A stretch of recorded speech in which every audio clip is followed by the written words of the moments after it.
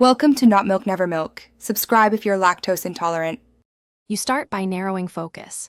Pick 1 to 3 items and commit a single 25-45-minute session to encode them. Once chosen, make the environment distraction-free and silence your phone. Then encode each item using 3 modes, say it aloud, write a concise phrase, and form a vivid image.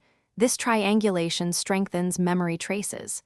You do this now because depth beats breadth. Multiple sensory routes create redundant paths into long-term storage. Once initial encoding is done, give your brain 20-30 minutes to consolidate before the first quick review. Then schedule spaced repetitions at increasing intervals. 1 day, 3 days, 7 days, 14 days. During each session, use active recall, attempt to retrieve without looking, then check and correct errors, because retrieval strengthens and reorganizes memory.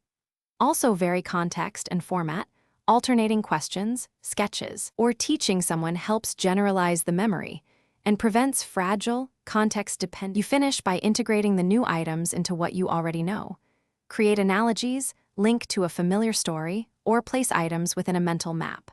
Once integrated, log each successful recall and set the next review date. If you find an item repeatedly fails, shorten the interval and add a different encoding cue.